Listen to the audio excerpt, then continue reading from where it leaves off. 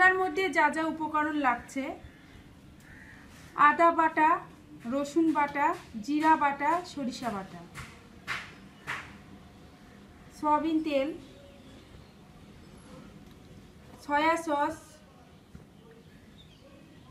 সরিষার তেল, লবণ, মরিচের গুঁড়ো, হলুদের গুঁড়ো।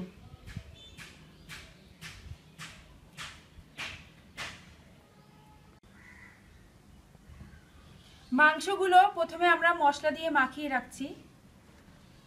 সব মশলাগুলো এক এক করে দিয়ে দিচ্ছি। আদা বাটা, রসুন বাটা, জিরা বাটা,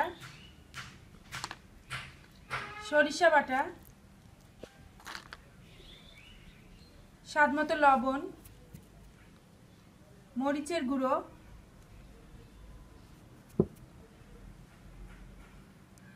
হলুদের গুঁড়ো, সরিষার তেল, সয়া সস, সয়াবিন তেল। সব উপকরণগুলো দিয়ে দিলাম। এখন ভালো মতো মাখিয়ে রাখছি। 6 ঘন্টা মাখিয়ে রাখতে হবে এভাবে মাংসগুলোকে, যেন মশলার মধ্যে মাংসগুলো ভালো মতো ঢুকে যায়।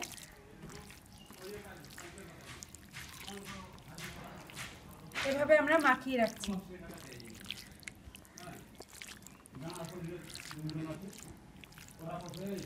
6 ঘন্টা মাখিয়ে রাখার পর মাংসটার এমন কালার আসবে, দেখতেই পাচ্ছেন। তারপর হচ্ছে কাঠি নিয়ে আপনারা গাঁথবেন মাংসটাকে। দেখাই দিচ্ছি কিভাবে গাঁথতে হচ্ছে, কারণ এটা মাংসের কাঠি কাবাব। কাঠির মধ্যে এইভাবে মাংসগুলোকে ঢুকাই দিতে হবে।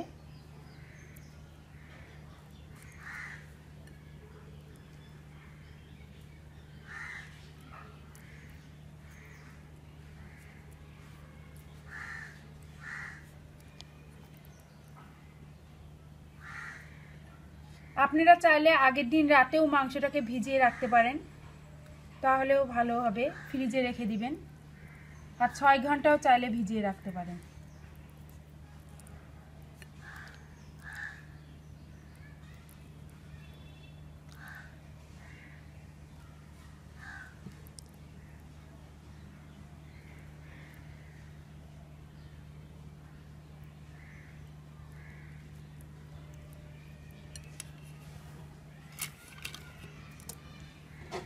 এভাবে কাঠির মধ্যে গেঁথে নেবেন মাংসগুলো। গাঁথা হয়ে গেল কাঠির মধ্যে। এবার আমরা তেলে ভেজে নিব।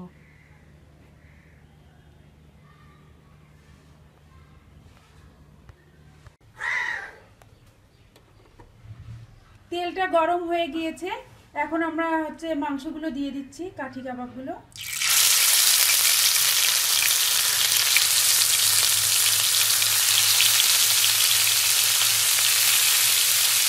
কাঠি কাবাবগুলো এক পাশে হয়ে গেলে ভালো মতো কয়েকটা উল্টিয়ে দিব। প্রথমে এক পাশটা ভালো মতো হয়ে যাবে।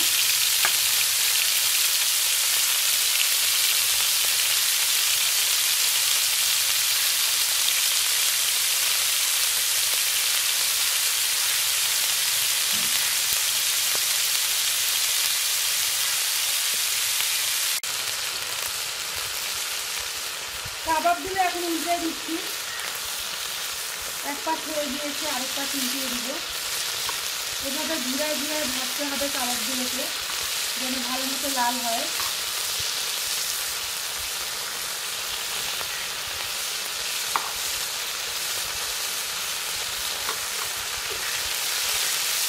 কাঠিগুলো ঘুরায় ঘুরায় দিতে হবে, যেন সব পাশে ভালো মতো ভাজা হয়।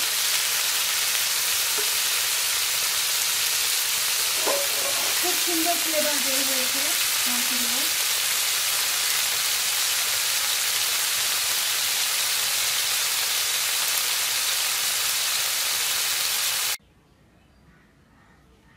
তৈরি হয়ে গেল গরুর মাংসের কাবাব।